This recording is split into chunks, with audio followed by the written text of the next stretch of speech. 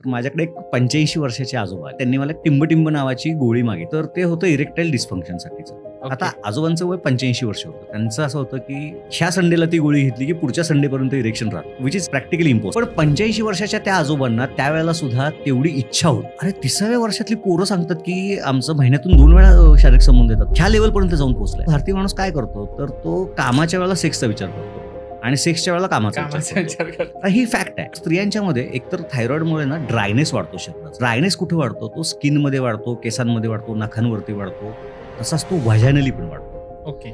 आणि व्हाजायनल ड्रायनेस वाढल्यामुळे जो इंटरकोर्स आहे ना, तो पेनफुल व्हायला. थायरॉइडच्या मागचं किंवा या सगळ्या गोष्टींच्या मागचं मेन रिझन आजकालच्या लाईफस्टाईल मध्ये तुम्हाला काय वाटतं, काय तू आहेस? तू आहेस, मी आहे आणि आपण सगळे आहे. तर रस्त्यावर ए थायरॉइड असं म्हणून आवाज द्या, असे पुढच्या पडले 4-5 जण मिळून माघार भेटतो. सगळ्यात लहान पेशंट जो बघितलाय ना, ते मी 3 दिवसाचं बाळ बघितलं आणि 85-87 पण मी पेशंट बघितले. त्यामुळे एज हा आता बॅरियर राहिलेलाच नाहीये थायरॉइडसाठी. थायरॉइड हा मेटाबॉलिक हॉर्मोन आहे, सगळं मेटाबॉलिझम त्याच्यावर. त्याच्यामुळे पहिले केस गळायला, त्याच्यानंतर वजन वाढायला, त्वचा कोरडी व्हायला, मानसिक कंप्लेंट्स येतात, म्हणजे चिडचिड व्हायला लागते, विस्मरण व्हायला लागतं, लगेच राग यायला लागतो, रडायला यायला लागतं, छोट्या छोट्या गोष्टींची भीती वाटायला लागते, अशी छातीमध्ये धडधड व्हायला लागते. प्रॉब्लेम एकच आहे की ह्याच्यामध्ये पेन नाहीये आणि ते पेन नसल्यामुळे लोक त्याच्याकडे सिरियसली घेत नाही. ह्याच्यात सगळ्यात मोठा प्रॉब्लेम असा आहे की यातल्या आहेत ह्या 80% स्त्री आहेत आणि त्या 80% स्त्री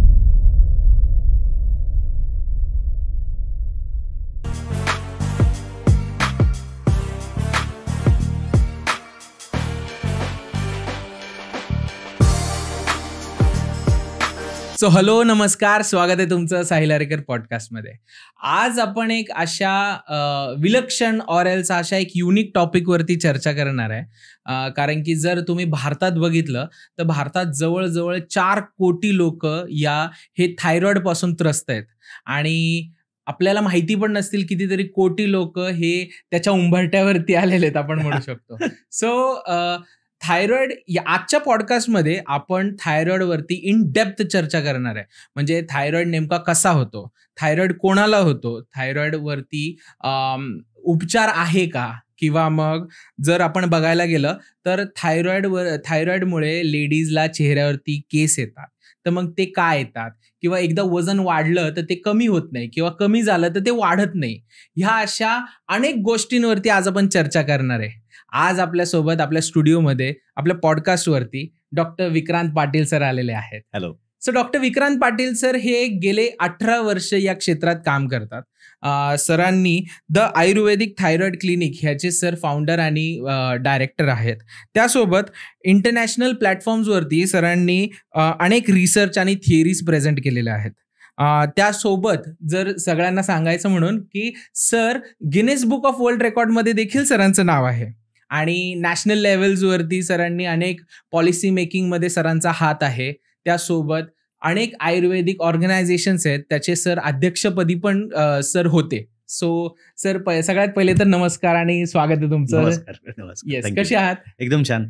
सो आज आपण जी चर्चा करतोय किंवा आज हा जो टॉपिक आहे हा खूप लोकांसाठी इम्पॉर्टंट असणार आहे, पहिली गोष्ट तर. बरोबर. आणि आपलं अर्ध ऑडियन्स असं म्हणूयात की ह्यांना माहिती आहे थायरॉइड काय आहे किंवा कुठे असतात ती ग्रंथी, पण अर्ध ऑडियन्स हे असं असेल की हे थंबनेल बघून क्लिक करून आलेलं आहे. सो आपण आता थोडक्यात जर बघायचं झालं तर थायरॉइड ही ग्रंथी कुठे असते, थायरॉइड हिचं काम काय आहे आपल्या शरीरामध्ये, आणि ही नेमकी आपल्या शरीरावरती काय परिणाम पाडते. साहिल, कसं आहे, थायरॉइडच्या बाबतीत जर आपण बघायला गेलो ना तर ती ग्रंथी इथं आहे. बरोबर, ठीक आहे. म्हणजे इथं स्वरयंत्र असतं आणि स्वरयंत्राच्या दोन्ही बाजूला त्याच्या असे बटरफ्लाय शेप, फुलपाखराच्या आकाराची ती ग्रंथी असते आणि त्याच्यामध्ये ती काय काम करते असं जर आपण बघायला गेलो तर मी असं म्हणेन की ती शरीरामधला ब्रह्मा, विष्णू आणि महेश आहे. कारण कन्स्ट्रक्शन पण तीच करते, मेंटेन पण तीच करते आणि डिस्ट्रक्शन पण तीच करते. ओके, ठीक आहे. म्हणजे लहानपणापासून जर तुम्ही आपण बघितला प्रवास आणि त्यावेळेला जर थायरॉइडच्या ग्रंथीचं काम बिघडलेलं असेल किंवा कमी होत असेल ना तर त्या मुलांचा विकास व्यवस्थित होत नाही. ओके. ती जर व्यवस्थित असेल तर शरीरातल्या सगळ्या गोष्टी व्यवस्थित चालतात आणि जर ती बिघडली तर शरीरातल्या सगळ्या गोष्टी बिघडतात. ओके. शरीरामध्ये टेक्निकली पाहता अशी एकही गोष्ट आपल्याला पाहायला मिळत नाही ज्याच्यावरती थायरॉइडच्या ग्रंथीचा इफेक्ट होत नाही. ओके. म्हणजे बघ, हाडांवरती तिचा इफेक्ट आहे, मांसावरती आहे, स्नायूंवरती आहे, फॅट्सवरती आहे, लिव्हरवरती आहे, हृदयावरती आहे, केसांवरती आहे, त्यानंतर मेंदूवरती आहे. आणि मेंदूवरती आहे असं म्हणताना मी अजून एक वेगळा शब्द वापरेन की मनावरती आहे. ओके. कारण मेंदू माणसांना असं होत नाही ना की हार्ट अटॅक आला, खूप जास्त टेन्शन आलं नंतर हार्ट अटॅक येतो माणसांना, बरोबर. ब्रेन अटॅक नाही येत नाही, जनरली. अगदी बरोबर. त्यामुळे मन हे इथं असतं, राईट, नाही का? राईट. तर ते मनावरती त्याचा इफेक्ट येत असतो ओके. आणि त्याच्यामुळे चिडचिड, मूड स्विंग्स असे प्रकार आपल्याला पाहायला मिळतात ना, ते आपण नंतर डिटेलमध्ये बोलूच आपण अगदी त्याच्यावरती. बरोबर. पण त्याच्यावरती त्याचा परिणाम येतो.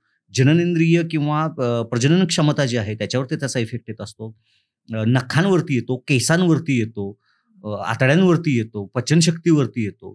ओके. म्हणूनच म्हटलं की हे ब्रह्मा विष्णू महेश असं तिन्हीचं कॉम्बिनेशन आहे. राईट, ते राईट, शरीरातली जी थायरॉइडची ग्लँड आहे ना, हे कॉम्बिनेशन आहे ब्रह्मा विष्णू तुम्ही महेश. म्हणताय तसं ही आपल्या बॉडीचा कॅप्टनच म्हणायचं. हा, हो हो, एकदम बारीक.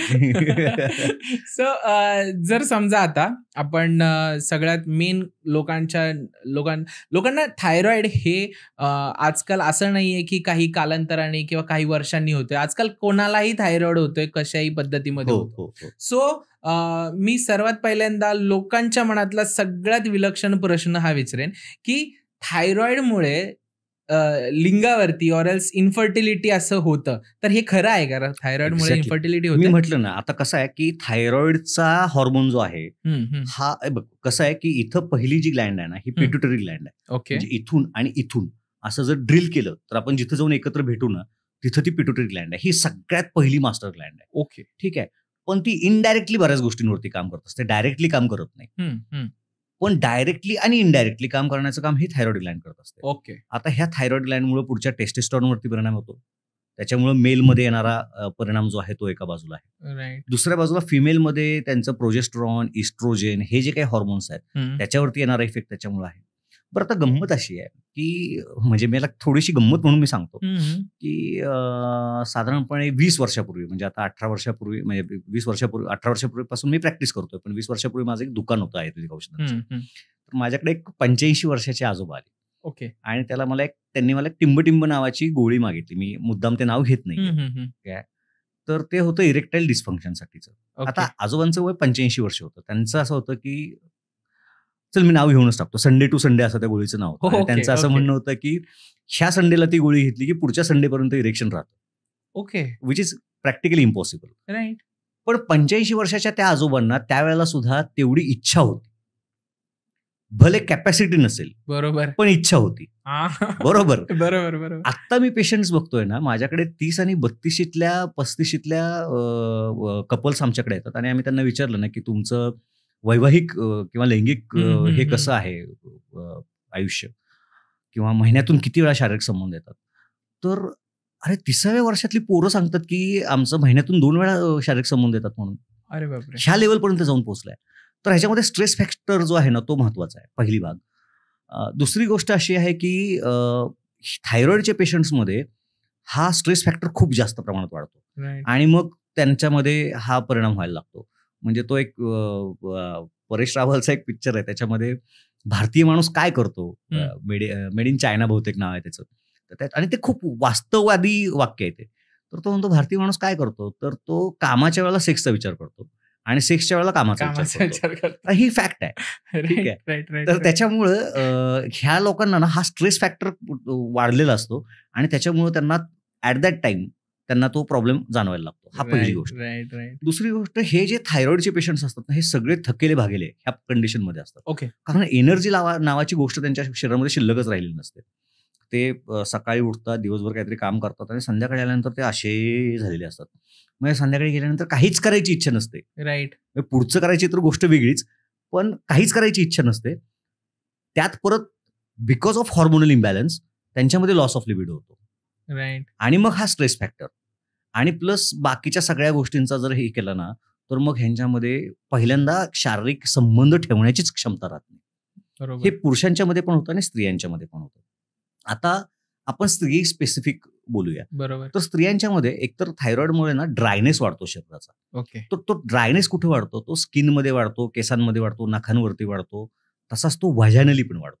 ओके. आणि व्हजायनल ड्रायनेस वाढल्यामुळं जो इंटरकोर्स आहे ना तो पेनफुल व्हायला लागतो. बरोबर. मग पुन्हा त्याच्यामध्ये जो काही ऍक्च्युली त्याच्यामध्ये जो काही प्लेजर यायला पाहिजे तो तिथं राहतच नाही.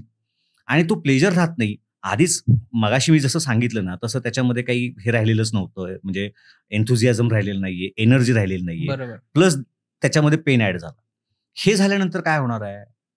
तर नकोच हे. ह्या गोष्टीवरती ते जाऊन पोहोचतात. आणि मग प्रेग्नन्सी राहायला पहिला प्रॉब्लेम येतो. आता ह्याच्यानंतर जो प्रॉब्लेम येतो तो मग आपण फिजिओलॉजिकली किंवा पॅथॉलॉजिकली बघूया आपण. तर तो असा आहे की त्यातून पण समजा प्रेग्नन्सी राहिली तर ती प्रेग्नन्सी थायरॉइडच्या पेशंट्समध्ये ही रिस्की प्रेग्नन्सी असते जर हॉर्मोन्स लेवलमध्ये नसतील तर. ओके. त्यामुळे ती प्रेग्नन्सी राहत नाही. पहिल्या ट्रायमिस्टरमध्ये पहिल्या 3 महिन्यांमध्ये प्रेग्नन्सी टर्मिनेट होण्याचे चान्सेस मजबूत असतात. ओके.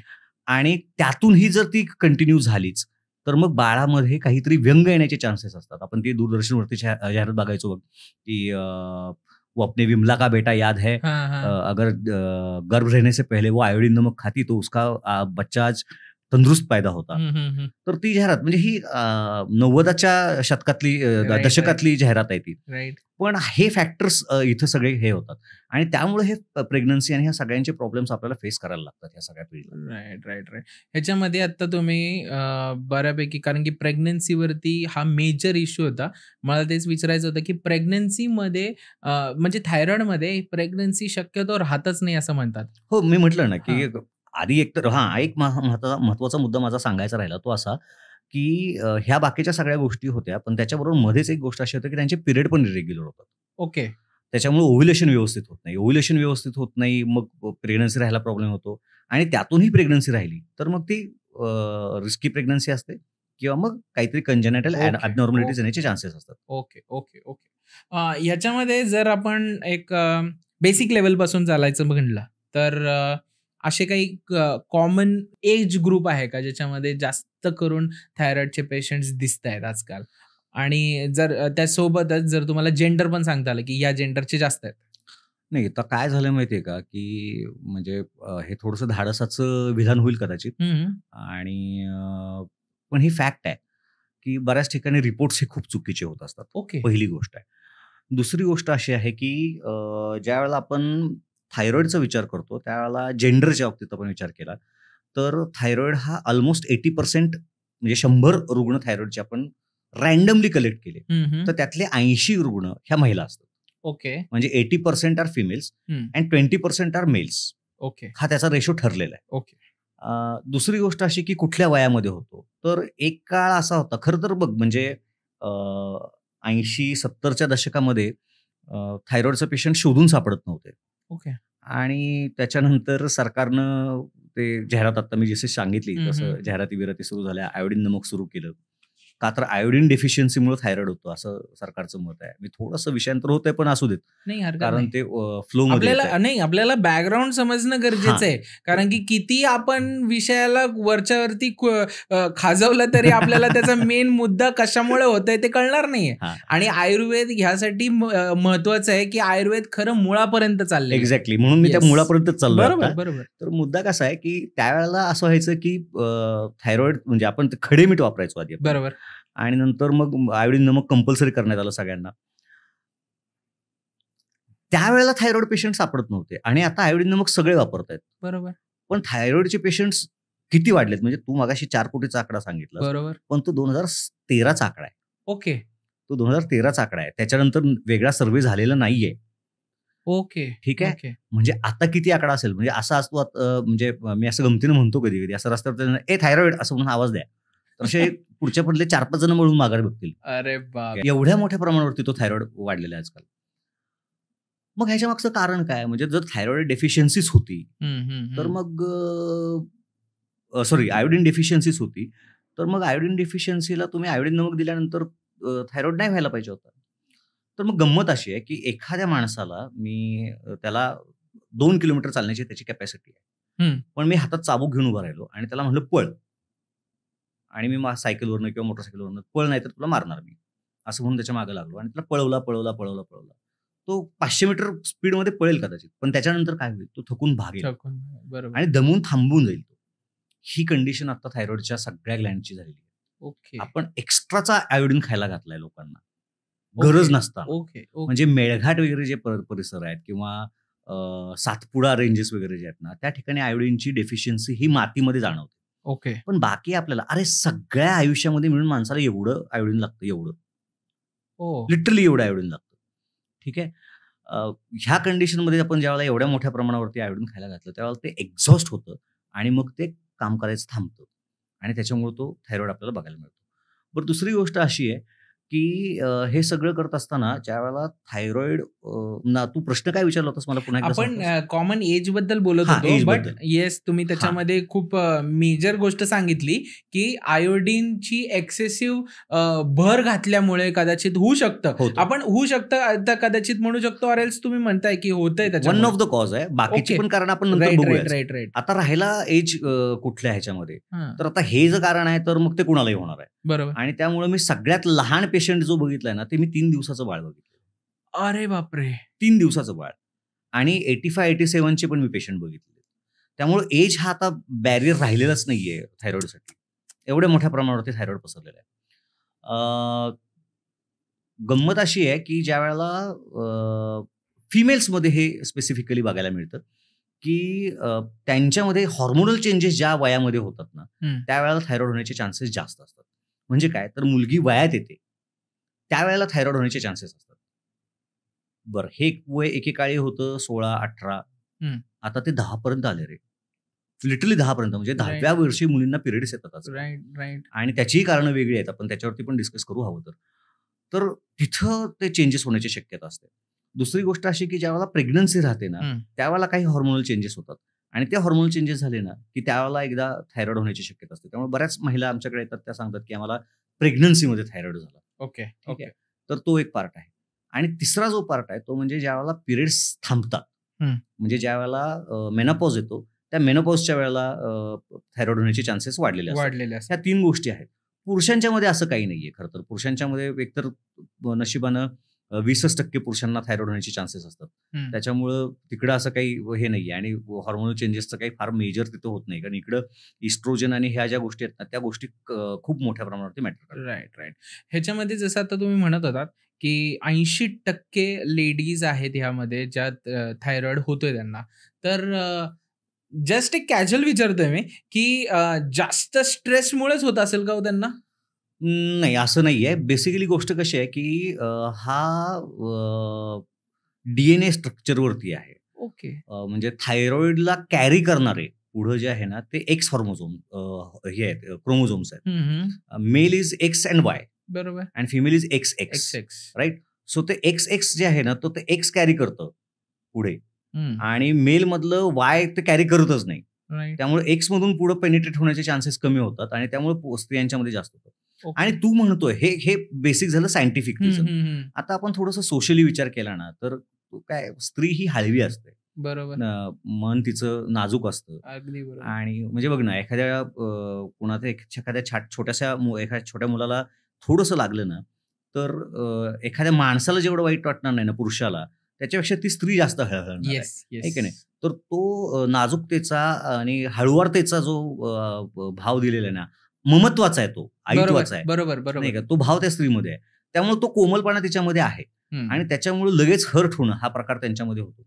आणि म्हणून सर गंमत सांगतो तुला मी, की माझ्याकडे जेवढे पेशंट येतात ना, मेल पेशंट्स आले ना, तर त्यांच्या 4-5च कंप्लेंट असतात. पण फिमेल पेशंट्स आले ना, त्यांच्यामध्ये पेशंटच्या कंप्लेंट्स झाल्या ना, केस पेपरवरती जागा पुरत नाही काही पेशंट्स. एवढ्या कंप्लेंट्स त्यांच्यामध्ये असतात. तर हा पार्ट जो आहे ना, तो पण आपल्याला हे करायला लागेल, काउंट करायला लागणार. राईट. जर आपण थायरॉइड म्हटलं तर आता ह्यामध्ये बेसिक, समजा मी खूप अननोन आहे या टॉपिक पासून असं समजूयात, आणि जर बेसिक सिम्पटम्स आपण म्हटलं की थायरॉइडसाठी एक बेसिक सिम्पटम्स काय असतात, किंवा असे काही पेन पॉईंट्स असतात का की इथे दुखायला लागलं तर मग मला समजायचं मी टेस्ट केली पाहिजे किंवा काय, मी एक उदाहरण म्हणून सांगतोय. तर तसे थायरॉइडचे काय असतात? आता 2 गोष्टी आहेत खरं तर. एक तर थायरॉइडचे 2 प्रकार पडतात. एक हायपोथायरॉइड आणि एक हायपरथायरॉइड. राईट. त्याच्यामध्ये पुन्हा मगाशी जसं डिस्ट्रिब्युशन केलं ना आपण मेल फिमेलमध्ये, तसं इथं पण होतं की हायपोथायरॉइड हा 80% लोकांमध्ये बघायला मिळतो आणि हायपो जो आहे तो 20% लोकांमध्ये बघायला मिळतो. ओके. सो आपण हायपर तात्पुरता बाजूला ठेवूया, कारण 80% is a majority. So we will talk on majority first. मी सुरुवातीलाच सांगितलं की शरीरामध्ये हार्डली एखादा असा पार्ट आहे की ज्याच्यावरती थायरॉइडचा परिणाम होत नाही. राईट. गंमत अशी आहे की थायरॉइड हा पेनफुल नाहीये, हा सगळ्यात वाईट गोष्ट आहे. ओके. त्याच्यामुळे लोक त्याच्याकडे दुर्लक्ष करतात. म्हणजे गुडघा दुखायला लागला किंवा मुळव्याध झाला आणि ठसठसायला लागलं ना की लोकांना पाहिजे ते आठवतं. बरोबर. पण थायरॉइड असताना लोक 10-10, 20-20 वर्ष तसेच काढतात अंगावरती. कारण ते दुखत नाही. थायरॉइडची गंमत अशी आहे की थायरॉइड हा मेटाबॉलिक हॉर्मोन आहे. सगळं मेटाबॉलिझम त्याच्यावरती आहे. त्याच्यामुळे पहिले केस गळायला लागतात. म्हणजे केस गळायला लागतात. त्याच्यानंतर वजन वाढायला लागतं. त्वचा कोरडी व्हायला लागते. वजन वाढायला लागतं म्हणजे फॅट्स वाढतात आणि फॅट्स वाढतात म्हणजे ते रक्तातले पण वाढतात आणि रक्तातले वाढतात म्हणजे कोलेस्ट्रॉल वाढतं. ओके. ठीक आहे. त्याच्यानंतर मानसिक कंप्लेंट्स येतात. म्हणजे चिडचिड व्हायला लागते, विस्मरण व्हायला लागतं, लगेच राग यायला लागतो, रडायला यायला लागतं, छोट्या छोट्या गोष्टींची भीती वाटायला लागते, अशी छातीमध्ये धडधड धडधड धडधड व्हायला लागते. त्याच्यानंतर हे झालं इथपर्यंत. त्याच्यानंतर काही लोकांना घशामध्ये खवखवणं, टोचणं, दुखणं अशा कंप्लेंट्स येतात. पण ते सर्दीमुळे सुद्धा बऱ्याच लोकांना असतं, त्यामुळे ते लगेच त्याला कन्फ्यूज होता कामा नये. त्याच्या बरोबरीनं स्त्रियांच्या मध्ये पाळीच्या तक्रारी सुरू होतात. मग ते लवकर येणं, उशिरा येणं, कमी जाणं, जास्त जाणं अशा सगळ्या कंप्लेंट सुरू होतात. मसल पेन सुरू होतं, मसल फटीग सुरू होतो, मसल स्टिफनेस सुरू होतो. त्याच्यानंतर सांधे दुखायला लागतात, हाडांमधलं कॅल्शियम कमी व्हायला लागतं, म्हणून मग जॉईंट पेन व्हायला लागतं. त्याच्यानंतर मगाशी आपलं सेक्स लाईफ विषयी बोलणं झालं, त्या सगळ्या कंप्लेंट्स यायला लागतात. म्हणजे लॉस ऑफ लिबिडो, थकवा प्रचंड असतो, अनिच्छा असते. म्हणजे असं इथं मी बसलेलो आहे, मला थायरॉइड आहे ना, आणि तिथं माझा मोबाईल ठेवलेला आहे, तर मी त्याला सांगेन की बाबा ते जरा मोबाईल दे रे मला. अशी ह्या परिस्थितीपर्यंत पेशंट आलेले असतात. बरं, आता ह्याच्यात सगळ्यात मोठा प्रॉब्लेम असा आहे की ह्यातल्या 80% स्त्री आहेत. आणि त्या 80% स्त्रिया म्हणजे आम्ही आयुर्वेदामध्ये असं म्हणतो की ज्याची गृहिणी चांगली त्याचं घर चांगलं. बरोबर. ज्याची गृहिणी म्हणजे पचनशक्ती चांगली त्याचं शरीर चांगलं. आता ही गृहिणी बिघडली, आईचं व्यवस्थित नसेल तर मग ती सासू पण बिघडते, नवरा पण बिघडतो, पोरं पण बिघडतात, अख्खं घराचं सगळ्या हेल्थ बिघडून जातं. ह्या कंडिशनपर्यंत जाऊन लेवलपर्यंत जाऊन पोहोचतं. पेन नाही आहे, पण ह्या सगळ्या गोष्टी होतात. त्वचा कोरडी म्हणजे किती कोरडी असते, तर दिवसातून 4-4 वेळा अंगाला ते हे लावलं ना मॉइश्चरायझर, तरी सुद्धा त्यांच्या स्किनचा ड्रायनेस जात नाही. ह्या लेवलपर्यंत जाऊन पोहोचलेलं असतं. ह्या सगळ्या प्रोसिजरमध्ये ना पचनशक्ती बिघडलेली असते. पचनशक्ती बिघडलेली असते, आतड्यांची मुवमेंट जशी पाहिजे तशी होत नसते आणि म्हणून मग इंडायजेशन व्हायला लागतं. मग इंडायजेशन व्हायला गेली मग फ्लॅटुलन्स, गॅसेस, हे त्या सगळ्या गोष्टी म्हणतो ना आपण, त्या सगळ्या व्हायला लागतात. ऍसिडिटी व्हायला लागते आणि मग एकाचा परिणाम दुसऱ्यावरती, दुसऱ्याचा परिणाम तिसऱ्यावरती असा व्हायला लागतो. म्हणजे साधी गोष्ट आहे की थायरॉइडचं पेशंट त्याचं पचन बिघडतंय. पचन बिघडलंय म्हणून ऍब्झॉर्प्शन होत नाहीये. ऍब्झॉर्प्शन होत नाही म्हणून व्हिटॅमिन B12 कमी पडतंय. व्हिटॅमिन B12 कमी पडतंय म्हणून होमोसिस्टिन वाढतं.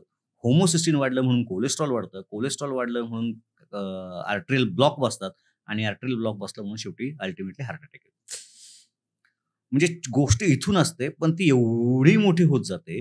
ह्या सगळ्या गोष्टींचा आपण म्हणलं ना, मी प्रॉब्लेम एकच आहे की ह्याच्यामध्ये पेन नाहीये. आणि ते पेन नसल्यामुळे लोक त्याच्याकडे सिरियसली घेत नाहीयेत. अगदी बरोबर. मला जसे आम्ही आपली हेल्थ सिरीज आहे म्हणून आपण ह्याच्यामध्ये खूप हेल्थ विषयी जास्त चर्चा करतो आणि ह्याच्यामध्ये सगळ्यात मोठी खंत म्हणा भारतातली असं आता जाणवली आम्हाला की भारतातली लोक अंगावर खूप काढतात गोष्टी आणि त्याच्याने म्हणजे जणू आम्ही मागच्या वेळेस देखील हा उल्लेख झाला होता की तुम्हाला ऑस्ट्रिच थेअरी माहिती असेल तर जर शुतुरमुर्ग ऑस्ट्रिच जो असतो तर तो ऑस्ट्रिच जर भीती वाटली त्याला तर तो मातीत तोंड घालून ठेवतो. संकट येत आहे पण तो मातीत तोंड घालून फायदा नाहीये ना. तुम्ही संकटावरती काम केलं पाहिजे. भारतातली लोक तशा टाईप मध्ये झालेले. कोंबडा झाकला म्हणून सूर्य उगवायचा राहत नाही. बरोबर तशा टाईप मध्ये भारतीय लोकांची प्रवृत्ती आहे असं एकंदरीत बघण्यात आलेलं आहे प्रत्येक रोगाविषयी किंवा प्रत्येक गोष्टीविषयी. सो थोडासा डिस्टर्ब करतो तुला. पेशंटला सांगितलं ना की ही टेस्ट करून घ्या थायरॉइड का. हो नको, ते निघालं तर काय करायचं. अरे निघालं तर काय, निघालं तर औषध देतील बरोबर ना. ऑस्ट्रिच थेरी बरोबर आहे. तू निघालं तर त्याच्यावर ट्रीटमेंट करणार आहे ना. म्हणजे ट्रीटमेंटलाच भीती वाटतेय. म्हणजे डोळे बंद करून व्हायचं ते होऊ दे मग ते अशा नशिबावरती. ह्याला तथ्य नाहीये काही. सो ह्याच्यामध्ये जसं आता तुम्ही थायरॉइडचे टाईप सांगितले. सो घर बसल्या एक छान लाईफस्टाईल मध्ये जर चेंजेस करायचे म्हटले तर तुमच्या परीने काय अशी ऍडवाइस असेल की लाईफस्टाईल मध्ये फर्स्ट ऑफ ऑल काय चेंज केलं पाहिजे? सगळ्यात पहिलं म्हणजे जो मोबाईल आहे तो बाजूला ठेवला पाहिजे. ओके.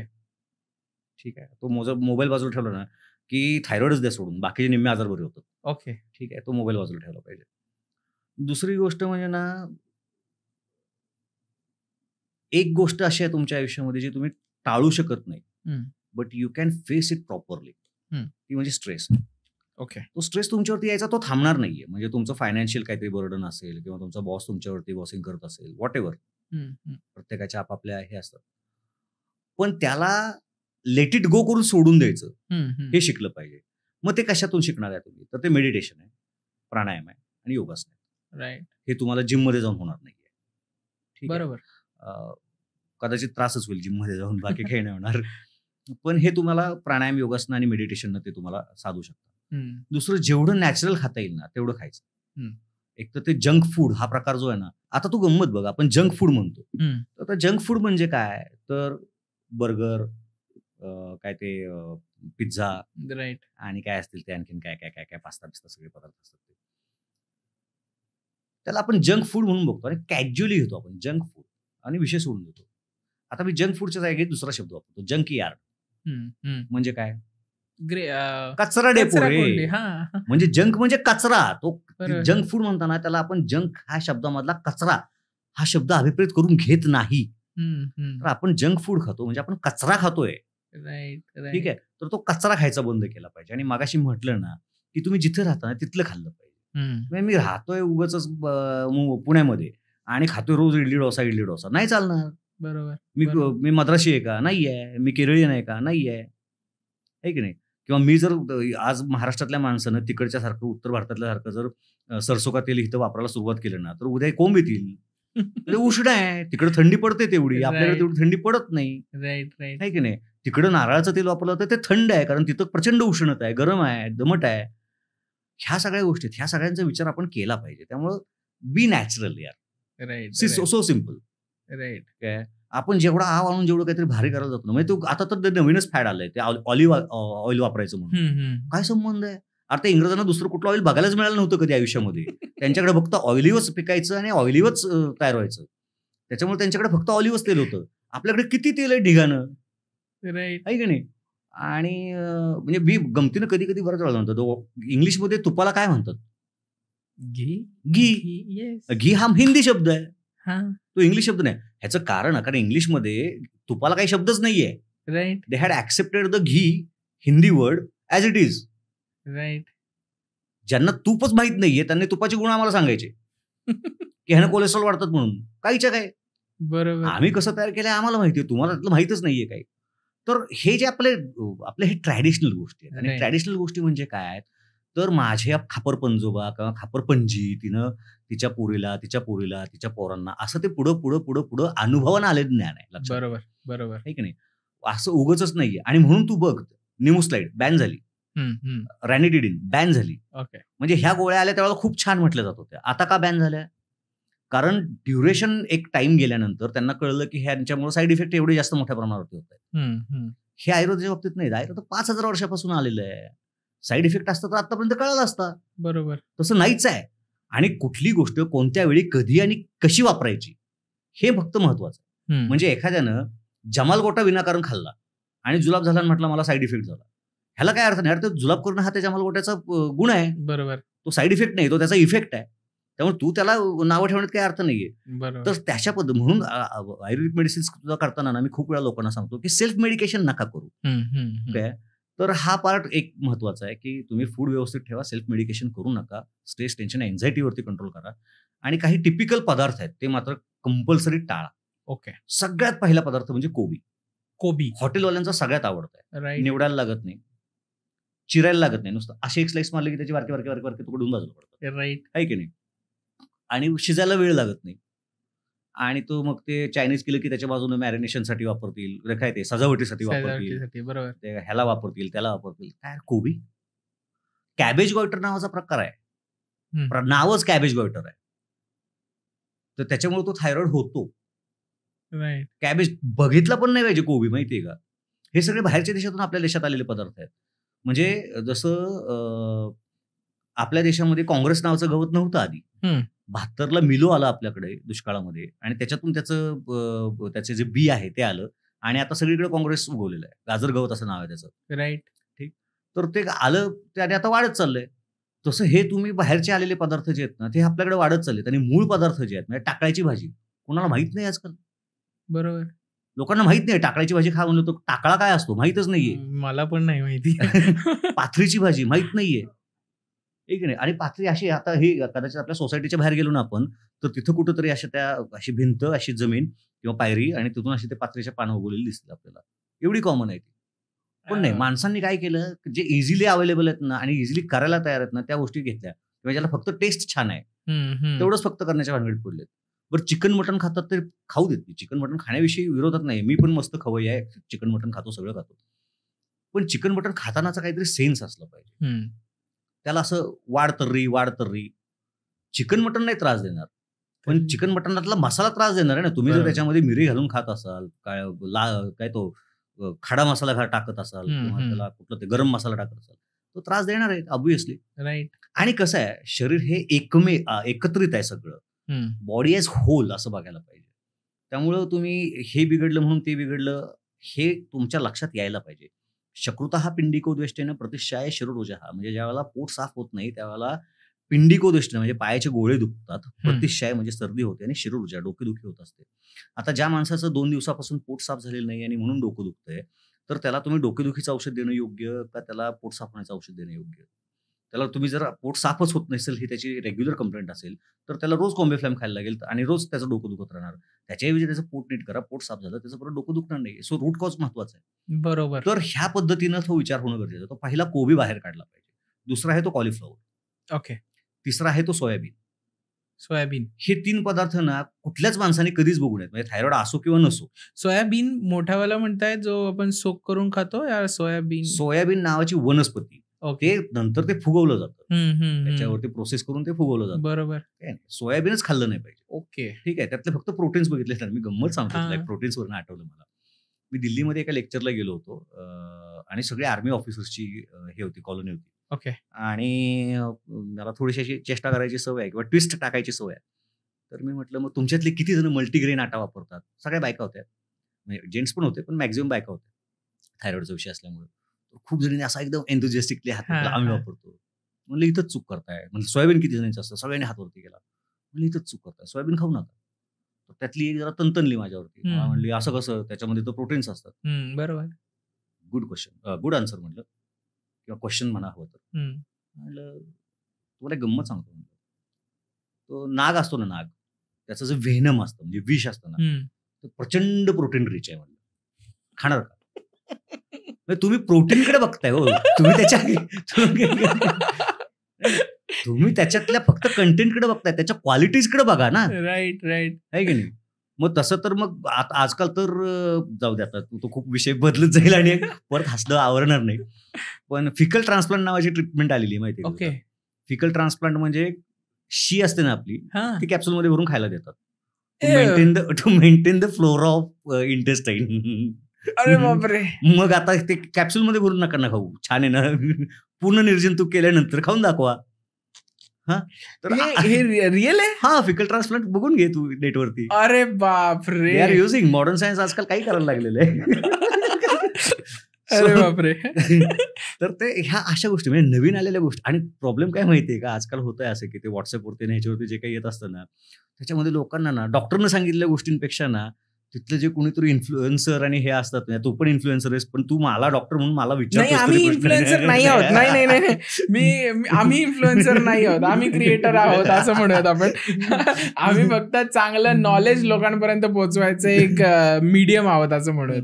पण इन्फ्लुएन्सर ही एक खूप वेगळी कॅटेगरी झाली. ते काही सांगत असतात रे. म्हणजे एक पेशंट माझ्याकडे आली मला म्हणली की थायरॉइडसाठी आणि गुजरातवरून आली होती बरं का. ओके. आणि मला म्हणे मी असं ऐकलंय की ते 7 दिवस धण्याचं पाणी पिलं तर थायरॉइड बरा होतो. म्हणलं छान आहे चांगली गोष्ट आहे ना. माझा त्रास वाचला नाही. मी उगाच रिसर्च करत बसलो एवढे वर्ष. एक काम करा आपण आता मी तुम्हाला औषध देत नाही.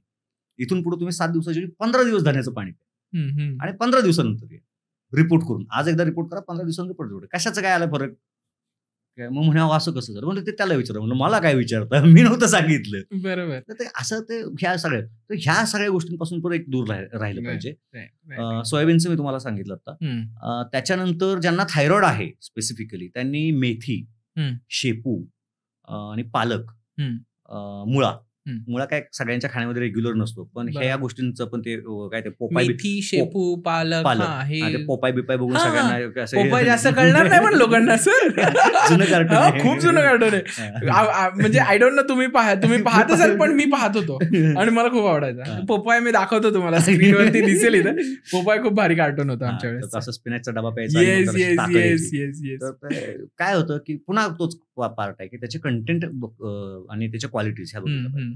आता खरं तर हे मी आयुर्वेदिक डॉक्टर असून सांगतो, हे 6 पदार्थ आता मी सांगितले हे खरं तर मॉडर्न डॉक्टरांनी सांगायला पाहिजेत, कारण ह्याच्या मागचा जे बेसिक लॉजिक आहे ना ते आयुर्वेदाचं पण नाहीये. ओके. ते ॲलोपॅथीच आहे. Because all these contents, all these food products are containing goitrogens. आणि त्या गॉयट्रोजेन्समुळे थायरॉइड होण्याचे चान्सेस वाढतात किंवा थायरॉइड वाढतो. ओके. सो हे पदार्थ नाही खायला पाहिजे थायरॉइड असणार, आणि हे साहीच्या साही पदार्थ नाही खायला पाहिजे. आता एक शेवटचा पार्ट फक्त राहतो तो असा की गहू खायचा का नाही, कारण असं सगळं सर्च करून झालेलं असतं आजकाल. युट्यूब, फेसबुक, इन्स्टा आणि गुगल ह्या सगळ्या गोष्टींवरती वेगवेगळे सर्च झालेले असतात. तर त्याच्यात ते म्हणतात की अमेरिकेमध्ये ग्लुटेन फ्री डाएट आलेला आहे. तर ते gluten is one of the cause of thyroid असेल अमेरिकेमध्ये, भारतात नाही. कारण त्यांना लॅक्टोज इंटॉलरन्स पण आहे, त्यांना दूध पण चालत नाही. बरोबर. नाही पचत त्यांना दूध. आम्ही लिटर मध्ये दूध पितो, आम्हाला पचतं, आमच्या पोटांमध्ये तेवढी ताकद आहे. आणि हाच परिणाम आहे की आपण जेवढं निसर्गापासून जास्त लांब जाऊ ना तेवढा आपला जास्त त्रास होणार आहे. तू बघ, कोविडच्या काळामध्ये सगळ्यात जास्त डेथ रेट जो आहे ना तो सगळ्यात जास्त प्रगत राष्ट्रांमध्ये आहे, आणि सगळ्यात कमी डेथ रेट जो आहे ना तो सगळ्या अप्रगत राष्ट्रांमध्ये आहे. म्हणजे आफ्रिकेमध्ये खूप मिनिमम आहे. बरोबर. आणि अमेरिकेमध्ये अशा रस्त्यावरती मरून पडत होते. बरोबर. का? तर एक उदाहरण म्हणून सांगतो. माझी एक फ्रेंड आहे जी एका बाहेरच्या देशामध्ये राहते, मी मुद्दाम नाव नाही घेते, आणि ती लग्न झाल्यानंतर तिकडच सेटल झाली. आता ती ज्यावेळेला तिकडून इकडे येते ना, तिची पोरं आता 7वी 8वीच्या आसपास आहे, तर ती येताना क्रेटच्या क्रेट पाण्याची भरून घेऊन येते तिथल्या देशातले. ओके. कारण त्या पोरांना इथलं बॉटल्ड वॉटर जे आहे ना ते पण नाही पचत, त्यांना जुलाब होतं. हे तुम्ही नाजूक झालाय रे. बरोबर. बघ ना, ते कुत्रं किंवा ते डुक्कर किंवा बाकीचे कुठलेही प्राणी गटराचं गढूळ आणि घाणेरडं पाणी पित असतात, त्यांना नाही कॉलरा बसत कधी. बरोबर. आपल्याला बसतो. का बसतो? कारण आपल्याला ती रेझिस्टन्स आपला आता राहिलेला नाहीये. सो तो ग्लुकोज इंटॉलरन्स आहे ना तर त्यांना बसलाय. आम्ही भारतीय होतो, आम्ही पचवतो, ग्लुटेन पण पचवतो, त्यामुळे आम्हाला काही प्रॉब्लेम नाहीये. हा त्यातला एक भाग. या गोष्टी टाळल्या पाहिजे. राईट. आता जर आपण टॉप फूड्स म्हटलं, फ्रुट्स म्हटलं सर, म्हणजे एक प्रकारचे फ्रुट्स जर तुम्ही जास्त चांगल्या पद्धतीत फायदा देतात ह्या प्रकारचे फ्रुट्स, तर ते कुठले असतील? फ्रुट्स असं काही स्पेसिफिकली नाहीये खरं तर. ओके. पण त्यातल्या त्यात काही प्रमाणामध्ये बदाम काम करतात. ओके. पण भाज्यांमधले 3 पदार्थ सगळ्यांनी आवर्जून वापरले पाहिजे. ओके. आणि ते तिन्ही सगळ्याच लोकांना चालतात असातला भाग नाहीये. पण त्यातला पहिला आहे कांदा, दुसरा आहे लसूण. तर ह्या 2 गोष्टी ज्या आहेत ना ह्या, आणि मग ते एक ब्राझील नट नावाने एक प्रकार येतो. ओके. तो ब्राझील नट पण काही प्रमाणामध्ये काम करतो. पण कांदा आणि लसूण ह्या ज्या 2 गोष्टी आहेत ना ह्या थायरॉइडला चांगल्या पद्धतीने काम करायला लावतात. ओके. कारण लसणाची गंमत म्हणजे आपल्याकडे किती वेळ मला माहित नाही, पण लसणाची गंमत अशी आहे की ज्यावेळेला राहू, म्हणजे आयुर्वेदामध्ये असं ग्रंथामध्ये लिहिलेलं वर्णन आहे की राहू ज्यावेळेला अमृत प्यायला बसला, समुद्र मंथनानंतर, त्यावेळेला त्यानं ते अमृत पिलं आणि तो उडायला लागला, आणि विष्णूनं हे टाकलं, सुदर्शन टाकलं आणि त्याचा गळा कापला. तर त्यानं जे गिळलेलं अमृत होतं ते खाली पडलं गिळतानाचं, आणि ते जिथं पडलं ना तिथं लसूण उगवली. त्यामुळे ती अमृतासारखी आहे. राईट. ठीक आहे. आणि त्यामुळे तू बघ ना, म्हणजे लसणावरती रिसर्च काढून बघितलं ना, केवढे रिसर्च आहेत आणि काय काय त्या लसणाचे उपयोग आहेत. बरोबर. म्हणजे प्रचंड एक गोष्टी एवढ्या छान पद्धतीने दिलेल्या आहेत. आणि बघ ना, म्हणजे उगाच नाही रे 4000 आणि 5000 वर्षापूर्वी त्याला अमृत म्हणलेलं आहे. राईट. आहे की नाही? राईट. लसूण आणि कांदा ह्या 2 गोष्टी खूप छान आहेत. एक ठराविक पद्धतीची एक्सरसाइज कुठली जर करता आली तर ती प्राणायामामध्ये भस्त्रिका, भ्रामरी, त्यानंतर शीतली आणि सितकारी. ओके. ह्या 3 गोष्टी कराव्यात. शीतली स्पेशली शीतली आणि सितकारी जी आहे ती हायपरथायरॉइडसाठी चांगली उपयोगी पडते. हायपोथायरॉइडमध्ये तुम्हाला भ्रामरी खूप चांगल्या पद्धतीने उपयोगी पडते. त्यानंतर ओंकार जप जो आहे तो उपयोगी पडतो. हायपरच्या पेशंट्सना व्यायाम करण्याची गरजच पडत नाही, कारण ते ऑलरेडी असे झालेले असतात. बरोबर. काही विशेष नाहीये तिथं. हायपोचे जे पेशंट्स आहेत त्यांनी मात्र रेग्युलर ब्रिस्क वॉकिंग, योगासनं जेवढी जमतील तेवढी सगळी, ज्या योगासनांमध्ये गळ्यावरती ताण देता येईल मागे आणि पुढे ह्या पद्धतीनं ती सगळी योगासनं, मग ते धनुरासन असेल, हे असेल, भुजंगासन असेल किंवा मग सर्वांगासन असेल, ती सगळी आसनं त्यांनी करावीत. आणि मग ब्रिस्क वॉकिंग एका बाजूला, आणि जेवढा घाम काढता येईल तेवढा घाम काढला पाहिजे. एवढ्या गोष्टी महत्वाच्या आहेत. राईट. ओके. सो थायरॉइडचे मेन टाइप्स काय असतात? किती प्रकारचे थायरॉइड असतात आणि त्याच्यातला कुठला थायरॉइड हा सगळ्यात जास्त डेंजरस असतो आपल्या शरीरासाठी जर बघायला गेलं तर? दुसऱ्या प्रश्नाचं आधी उत्तर देतो. Okay. एक तर थायरॉइड हा डेंजरस नाहीये. ओके. म्हणजे आज थायरॉइड झाला आणि उद्या तुम्ही मेलात असं होत नाही. पण थायरॉइड ही वाळवी आहे. ओके. है ना? म्हणजे वाळवी घराला लागली म्हणून घर पडणार नाहीये, पण घरातलं काही शिल्लक राहणार नाही. राईट. ठीक. तर तुमचं शरीर आहे ना, त्या शरीरामध्ये तुमचं शरीर कोलॅप्स नाही होणार आहे, पण शरीरामध्ये कोलॅप्स होण्यासाठी दुसरं काही शिल्लक पण राहणार नाही. राईट. अशी ती गंमत आहे. आणि मी म्हटलं ना मगाशी की ते पेनफुल नसलं ना की हा लोकांना प्रॉब्लेम असतो, तसं ते आहे. त्यामुळे लोक लक्ष देत नाही. आता थायरॉइडचे प्रकार कुठले आपण जर बघायचं म्हटलं तर एक आहे तो हायपोथायरॉइड. म्हणजे इथं थायरॉइडची ग्लँड आहे. ह्या थायरॉइडच्या ग्लँडमधून 2 प्रकारचे हॉर्मोन निघतात. एक आहे T3 आणि दुसरा आहे T4. ओके. हे हॉर्मोन्स रक्तात जात असतात. एंडोक्राईन सिस्टीम असं त्याला म्हटलेलं आहे. आणि हे सगळं सेन्सर्स वरती आहे, लक्षात घे. म्हणजे लगेच बॉडी त्याला रिॲक्शन देत असते. म्हणजे आपण असं नुसतं असं केलं तर, आपण असं डोळ्याला केलं तर लगेच डोळे मिटतो, तो रिस्पॉन्स आहे लगेच आलेला. तसं रक्तातलं हार्मोनचं प्रमाण कमी झालं की लगेच मेंदूला सिग्नल जातो. मेंदू हायपोथॅलॅमस पिट्युटरीला देतं आणि पिट्युटरीमधून TSH नावाचा हार्मोन निघतो, जे आपण थायरॉइडची टेस्ट करतो. त्याच्यामध्ये T3, T4 आणि TSH अशा 3 टेस्ट केल्या जातात. तर तो TSH आहे तो इथला आहे. ओके. ठीक आहे. आणि T3, T4 जे ते इथले आहेत. ओके. ह्यांचं प्रमाण कमी झालं की ह्यांना सिग्नल जातो, TSH वाढतो. TSHचं नाव आहे थायरॉइड स्टिम्युलेटिंग हॉर्मोन. ओके. त्याचं कामच आहे ह्याला स्टिम्युलेट करायचं. ते लगेच येतो आणि ह्याला चल काम कर, आणि मग तो स्वतःचं प्रमाण वाढवतो. आधी ह्याचं प्रमाण वाढतं की मग त्याच्या वाढलेल्या प्रमाणामध्ये हे आणखीन चांगलं काम करायला लागतं. आणि ते कितपर्यंत वाढवतं तर body is have the mechanism to maintain the equilibrium. Okay. शरीर कुठलीच गोष्ट विनाकारांची जास्त आणि विनाकारांची कमी होऊ देत नाही. आहे ना? म्हणजे रक्तातलं कॅल्शियम कमी झालं ना, ते हाडातून घ्यायला लागतं लगेच. राईट. ठीक. तशी ही गोष्ट आहे.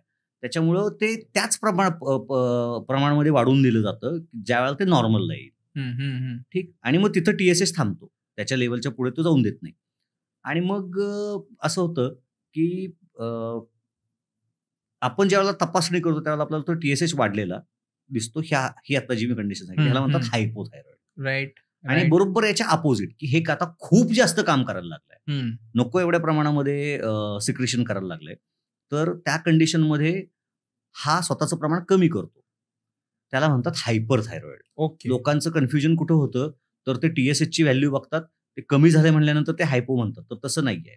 ते कमी असतं त्यावेळेला ते हायपर असतं आणि ज्यावेळेला जास्त असतं त्यावेळेला ते हायपो असतं. तर ते हायपर थायरॉइड आणि हायपोथायरॉइड अशा 2 वेगळ्या कंडिशन्स आहेत. हा पहिला पार्ट आहे. आता याच्या व्यतिरिक्त जर आपण बघायला गेलं तर दुसरं एक बायफर्गेशन करता येतं की हाशिमोटो आणि ग्रेव्हज डिसीज नावाचे 2 प्रकार आहेत. ओके. तर हे आहे ते ऑटोइम्युन डिसीजेस आहेत. ऑटोइम्युन म्हणजे काय? आता कोविड सगळ्यांना होऊन गेला. कोविडसाठी बऱ्याच जणांनी व्हॅक्सिन घेतले.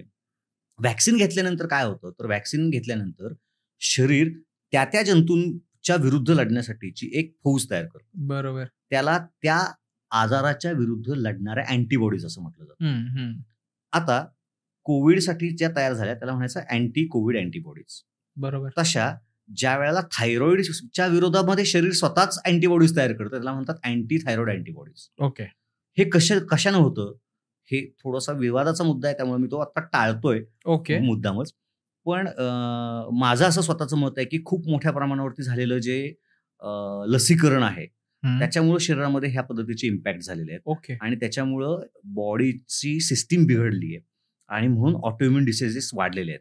तर ग्रेव्हज डिसीज आणि हाशिमोटो डिसीज हे 2 जे आहेत ना हे ऑटोइम्युन आहेत. त्याच्यामध्ये अँटीबॉडीज तयार होतात आणि जे थायरॉइडच्या हार्मोनला बिघडवायला सुरुवात करतात. ओके. तर त्याच्यामुळे होणार आहे. त्याच्यामध्ये पुन्हा तेच आहे, हायपर आणि हायपोच आहे. ग्रेव्हज मध्ये हायपर आहे आणि हाशिमोटो मध्ये हायपो आहे. पण त्याच्या मागचं कारण जे आहे ते ऑटोइम्युनिटी आहे. बरोबर. हा एक प्रकार होतो. आणि चौथा किंवा तिसरा जो प्रकार म्हणता येईल तो फक्त अॅनाटॉमिकल म्हणता येईल आपल्याला, ज्याला आपण गॉयटर म्हणतो, गलगंड, इथं सूज येणं, हा प्रकार आपल्याला बघता येईल. राईट. तर तो एक प्रकार पडू शकतो.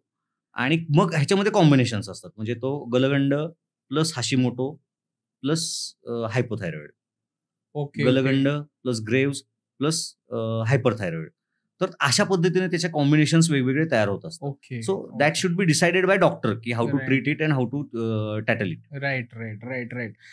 याच्यामध्ये जर थोडक्यात सांगता आलं तर काय असे नॉर्मल रेंजेस असतात जे आपल्याला डिस्प्लेवरती दाखवता आले, तर रेंजेस कसे असतात, किती असले पाहिजे? ह्याच्यामध्ये प्रायमरीली जी बघितली जाते ती TSH ची लेवल बघितली जाते. ओके. T3 T4 ची पण बघितली जाते, पण ती प्रेक्षकांना सांगत बसण्यामध्ये काही अर्थ नाही, कारण ते कन्फ्युजिंग होईल. Right right. ठीक आहे. सो आपण फक्त TSH विषयी बोलूया. तर त्याच्यामध्ये 0.35 टू 5.5 ओके. इथपर्यंतची जी रेंज आहे ना, ही नॉर्मल मानली जाते TSH ची. ओके. पण ही व्हॅरी होते बरं का. ओके. म्हणजे ती कधी कधी काही लॅबवाले 6.5 पण पकडतात, काही 4.5 पण पकडतात, काही 4 पण पकडतात, काही 3.5 पण पकडतात आजकाल. ओके. ठीक. सो हे कुठली टेक्निक वापरली ना त्याच्यावरती आहे. मग खालची लेवल जी आहे ती 0.35 पासून कोणी 0.25 पण पकडतं, कोणी 0.45 पण पकडतं. तर 0.35 आपण आता ॲव्हरेजली पकडूया. 0.35च्या खाली आला तर तो हायपरथायरॉइड आहे, आणि 4.5च्या किंवा 5.5च्या वरती गेला तर तो हायपोथायरॉइड आहे, असं आपल्याला म्हणता येईल. Right right right. याच्यासोबत एक मेजर आणि बेसिक आणि सगळ्यांना काय म्हणूयात, सगळ्यांच्या मनाला समाधान करणारा हा प्रश्न, मी फक्त त्याचं उत्तर मागेन की हा थायरॉइड जी त्रास आहे जो लोकांना आहे तो बरा होऊ शकतो का? जगामध्ये खरं तर असा कुठला आजार नाही जो बरा होत नाही. ओके. ठीक आहे. पण याचा अर्थ असा नाही की जगातले सगळेच आजार बरे होतात आणि बरोबर. सगळीच माणसं बरी होतात. आयुर्वेद स्वतः ज्या वेळेला आजारांचं वर्णन करतो त्यावेळेला आयुर्वेद असं म्हणतो की 4 प्रकारचे आजार आहेत. क्लासिफिकेशन करून ठेवलेलं आहे आयुर्वेदानं. आयुर्वेद खूप स्पेसिफिक आहे, प्रचंड स्पेसिफिक आहे. म्हणजे बरेच जण टॉल क्लेम करतात, म्हणजे बऱ्याच लोकांना असं वाटतं की आयुर्वेदामध्ये गेले की सगळे आजार बरे होतात, बरोबर. सगळेच आजार मुळात. असं नाही आहे. स्वतः चरकाचार्य ज्यांनी ते ग्रंथ लिहिले, ज्यांच्या त्यांनी जे लिहिलेलं आहे ना त्याच्यातून असं पाझरलेले 2-4 थेंब आमच्या सारख्यांच्या अंगावरती पडलेत, आणि त्यातून आम्ही एवढ्या पेशंटना बरं करतोय. त्यांची बुद्धिमत्ता काय असेल. Right right. ते स्वतः म्हणतात की आजाराचं क्लासिफिकेशन करताना की सुखसाध्य, कृच्छसाध्य, याप्य आणि प्रत्याख्यीय असे 4 प्रकारचे आजार आहेत. सुखसाध्य म्हणजे काय, तर लगेच बरा होऊन जाणार, म्हणजे तुम्ही औषध करा किंवा करू नका, तर 4-5 दिवस राहिल्याने बरा होऊन जाईल. बरोबर. दुसरा आहे तो कृच्छसाध्य, म्हणजे थोडासा, कृच्छ म्हणजे अवघड थोडासा, तर त्याला तुम्हाला त्रास देईल पण तो बरा होईल. ठीक. तिसरा आहे तो याप्य, म्हणजे जोपर्यंत आजार आहे तोपर्यंत तुम्हाला मेडिसिन घ्यायला लागणार. ओके. आणि चौथा आहे तो प्रत्याख्यीय, म्हणजे तुम्ही औषध द्या नाहीतर देऊ नका, पेशंट काही जगणार नाहीये, तुम्हाला फक्त प्रयत्न करायचा म्हणून तुम्हाला प्रयत्न करायचा. ओके. ठीक. सो थायरॉइड तर काय आयुर्वेदामध्ये कुठं सांगितलेलं नाहीये, कारण त्या काळात थायरॉइड नावाचा आजार स्पेसिफिकली वेगळा कुठला नव्हता. त्याची कारणं वेगळी आहेत. पण आत्ता आपण जी ट्रीटमेंट करतो त्याच्यामध्ये सगळ्या पेशंटचा, सगळ्या शरीराचा विचार करून केली जाते ट्रीटमेंट. तो आपण नंतर बोलण्यात येईल कदाचित पार्ट आपल्या. तर हे करत असताना एक गोष्ट लक्षात आली, म्हणजे गेल्या 18 वर्षात जे काही प्रॅक्टिस केलंय आणि जवळपास 19,000च्या पेक्षा जास्त पेशंट्स आपण बघितलेले आहेत, त्याच्यामध्ये एक गोष्ट अशी लक्षात आली, आणि आपण तो स्टॅटिस्टिकली डेटा ठेवलाय. Right right. सगळ्या गोष्टी मेंटेन केलेल्या आहेत. त्याच्यामुळे एक गोष्ट अशी लक्षात आली की हायपोथायरॉइडचे जे पेशंट आहेत ना, त्यातल्या 60% पेशंट हे पूर्ण बरे होतात. ओके. 60% पेशंट हे पूर्ण बरे होतात. म्हणजे त्यांची काहीतरी 50, 100, 20, 25, 12.5 अशी काहीतरी गोळी चालू असेल, व्हॉटेव्हर. हा रॅन्डम आकडा आहे, म्हणजे 60 वाला बरा होईल का, 100 वाला बरा होईल का असं नाहीये ते. हा रॅन्डम आकडा आहे. तर त्यातले 60% पेशंट बरे होतात, पूर्ण बरे होतात, गोळी पूर्ण जाते, सगळे त्रास जातात आणि पेशंट पूर्ण बरा होतो. एक साधारणपणे 30% पेशंट असे असतात ज्यांच्यामध्ये गोळी कमी होते, पूर्ण बंद होत नाही, पण त्रास सगळे निघून जातात. ओके. म्हणजे 100ची गोळी असेल, मग कोणी 50 वरती येईल, कोणी 25 वरती येईल, कोणी 12.5 वरती येईल, कोणी 75 वरती येईल, पण गोळी कमी होते आणि पण त्रास मात्र सगळे निघून जातात. साधारणपणे 5 ते 10% पेशंट असे असतात ज्यांच्यामध्ये गोळी आहे तेवढीच राहते, पण त्रास सगळे निघून जातात. ओके. सो ह्या लेवलला आपल्याला ट्रीटमेंट करता येते. म्हणजे सुरुवातीलाच पहिल्याच दिवशी अरे थायरॉइड बराच होत नाही असं जर तुम्ही म्हटलात तर मग तुम्हाला जास्त त्रास होणार आहे. कारण आता थोडासा ह्याच्यामध्ये थोडासा विषयांतर करून मी सांगतो. काय होतं की थायरॉइड ज्यावेळेला होतो एखाद्या पेशंटला, त्यावेळेला त्याच्या मल्टिपल सिस्टीम्सवरती इम्पॅक्ट यायला लागतो. बरोबर. म्हणजे मस्क्युलर सिस्टीम जे आहे त्याच्यावरती इम्पॅक्ट आला, स्केलेटन जे आहे, बोन्स जे आहेत त्याच्यावरती आला, इंटेस्टायनलवरती आला, रिप्रोडक्टिव्हवरती आला. अशा सगळ्या सिस्टीम्सवरती जर इम्पॅक्ट येत असेल, तर तुम्ही एका गोळीनं त्याला नाही कव्हर करू शकत. आत्ताची जी कन्व्हेन्शनल ट्रीटमेंट आहे त्याच्यामध्ये एक गोळी सकाळी यायची उपाशी पोटी, असं हायपोथायरॉइडसाठी चालतं. आणि मग काय होतं की काही थोडे दिवस पेशंट औषधं घेत असतो आणि नंतर पेशंटला असं होतं की रिपोर्ट नॉर्मल असतो, पण पेशंट अजिबात नॉर्मल नसतो. ओके. पेशंटला सगळ्या कंप्लेंट्स असतात. म्हणजे चिडचिड होतच असते, मूड स्विंग्स होत असतात, विस्मरण होत असतं, रडायला येत असतं, छातीत धडधड होत असते, पिरियडच्या कंप्लेंट्स असतात, loss of libido and all that complaints त्या सगळ्या असतात, इंडायजेशन होत असतं, जाडी वाढतच असते, कोलेस्ट्रॉल वाढत असतात. हे सगळं एका बाजूला चालू असतं. आयुर्वेदिक ट्रीटमेंटचा युनिकनेस जो आहे ना तो इथे आहे. We treat the patient. Right. पेशंटला ट्रीटमेंट करणं हे जास्त महत्वाचं आहे. त्यामुळं इन्फेक्टिव्ह फोकसच्या बाबतीत सुद्धा आम्ही असं म्हणतो की we treat the host, not the ghost. Right. काय म्हणजे तुम्ही स्ट्रॉंग असाल तर तुम्हाला भूत झपाटणारच नाहीये ना. बरोबर. ठीक आहे ना. म्हणजे ते मनुष्यगण, देवगण वगैरे Right, आपल्याकडे right. आलंय त्या पद्धतीने.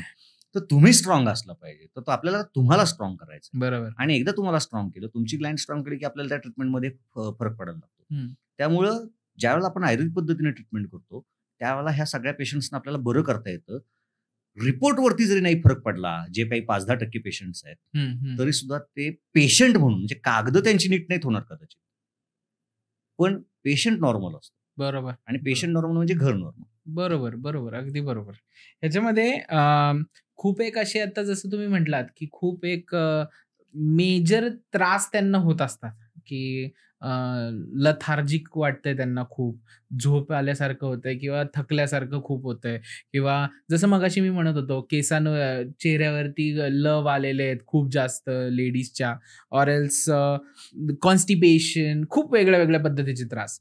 तर ह्या सगळे जे त्रास आहेत ह्याच्यासाठी बेसिक आपण जर बघायचं झालं तर ह्याच्यावरती उपचार कशा पद्धतीत असतात, की आयुर्वेदिक उपचार जर थायरॉइडचे तुम्ही जे आपले चालतात आपल्या ह्याच्यामध्ये क्लिनिकमध्ये, तर ते कशा पद्धतीत असतात? बरं, आधी उपचार समजून येण्याआधी त्याच्यामागची पॅथॉलॉजी आपण समजून घेऊया. ओके. पहिली गोष्ट आहे ती हायपोथायरॉइड. आणि तू विचारलंस की चेहऱ्यावरती लव येते. तर टेक्निकली थायरॉइडमध्ये चेहऱ्यावरती लव येत नाही. ओके. ठीक. बट डायरेक्टली आणि इनडायरेक्टली अशा 2 पद्धतीनं काम करतं असं मी तुला मगाशीच म्हटलं. तर थायरॉइडच्या पेशंट्सला पीसीओडी होण्याचे चान्सेस 3 पटीने वाढतात. ओके. फिमेल पेशंट्समध्ये पीसीओडी होण्याचे चान्सेस 3 पटीने वाढतात. आणि मग पीसीओडी झालंय म्हणून मग चेहऱ्यावरती लव यायला लागतं. ओके. ठीक आहे. म्हणजे मी तुला मारलं मग तू त्याला मारायचं, असा तो प्रकार आहे. राईट. आणि मग त्याचा इम्पॅक्ट बाकीच्यांना दिसणार आहे. बरोबर. असा तो प्रकार आहे. आता राहिला हे होतं कशामुळं, तर मी मगाशी म्हटलं तसं थायरॉइड हा मेटाबॉलिक डिसऑर्डर आहे. मेटाबॉलिक डिसऑर्डर म्हणजे काय, तर तिथं सगळं मेटाबॉलिझम बिघडलेलं असतं. बिघडतं म्हणजे काय, तर ज्यावेळेला हायपोथायरॉइड होतो त्यावेळेला तू बघ की एखादा ओढा वाहतोय किंवा एखादा झरा वाहतोय, तर ते पाणी एकदम छान असतं. म्हणजे आपण ट्रेकिंगला वगैरे गेलो ना, तर ते पाणी आपण बिनधास्त पिऊ शकतो. बरोबर. आहे की नाही. पण तेच जर पाणी डबकं असेल तर मग त्याच्यामध्ये शेवाळ असतं, घाण असते, काय त्याच्यामध्ये साठलेलं असतं. म्हणजे the thing which is flowing is clean. Right. आणि जे स्टक झालेलं आहे ना, ते खराब व्हायला सुरुवात होतं. बरोबर. माणसाच्या विचारांचं सुद्धा तेच आहे, शरीराचं पण सुद्धा तेच आहे. त्यामुळं हायपोथायरॉइड झाला ना, की सगळ्या गोष्टी स्लो होतात. आणि त्या स्लो झाल्या की मग घाण शरीरामध्ये साठायला लागते. आणि त्या स्लो झालेल्या ज्या गोष्टी आहेत ना, त्याचा परिणाम इथं होतो की काय, तर पोट व्यवस्थित चालत. अरे साधी गोष्ट आहे, विचार कर. म्हणजे थायरॉइड तर तो आपण एक्स्ट्रीम गोष्टीविषयी बोलतोय. 2 दिवस जर पोट नाही साफ झालं ना, तरी असा माणूस असा काय कसं करू, काय करू, कसं करू, त्याला काही सुचत नसतं. बरोबर. ठीक आहे ना. आता थायरॉइडमध्ये तर सगळंच बिघडलंय रे. म्हणजे त्याचं पोट पण काम करत नाहीये, आतडी पण काम करत नाहीये, लिव्हर पण काम करत नाहीये. ह्या कंडिशनमध्ये त्याला कुठून एनर्जी येणार आहे? राईट. आणि दुसरी गोष्ट अशी की शरीरामध्ये वेगवेगळ्या ग्लँड्स आहेत. थायरॉइड ग्लँड ही पुढच्या सगळ्या ग्लँडवरती काम करत असते. म्हणजे ते टेस्टिसवरती काम करते, ते ओव्हरीजवरती काम करते. ॲड्रिनल नावाची ग्लँड असते किडनीच्या वरती, ॲड्रिनल ग्लँड. तर त्याच्यामधून ॲड्रिनालिन नावाचा हॉर्मोन निघत असतो. त्याच्यावरती पण हे होतं, थायरॉइडचा इम्पॅक्ट येतो. तर ॲड्रिनल इनडिफिशियन्सी नावाचा एक प्रकार आहे. तर तो कमी झाला ना की माणसाला काही सुधरतच नाही. तो नुसता असाच असतो. काय त्याला काय थकवा आहे, थकवा एवढं असतं ते.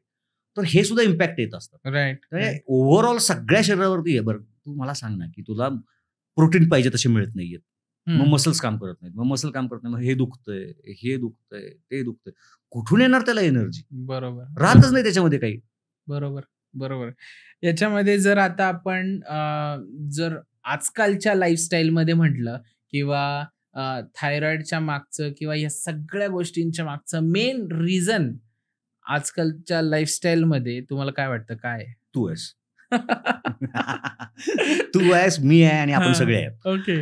कारण काय आहे की आपण बाजारात जातो, आपल्याला माल स्वस्तात पाहिजे असतो. बरोबर. आणि एकदम ताजा टवटवीत पाहिजे असतो. बरोबर. मग आणि तो स्वस्तात पाहिजे असतो. बरोबर. आणि आपले पॉप्युलेशन काय त्याच्याविषयी बोलायलाच नको. राईट. मग त्या शेतकऱ्याला तो माल लवकर काढायचा असतो, त्याला तो खराब होऊन द्यायचा नसतो. मग तो काय करतो, भरपूर त्याला खतं घालतो, रासायनिक खत. मग त्याच्यानंतर ते खराब होऊ नये म्हणून त्याच्यावरती भरपूर पेस्टिसाइड्स मारतो. राईट. ठीक आहे.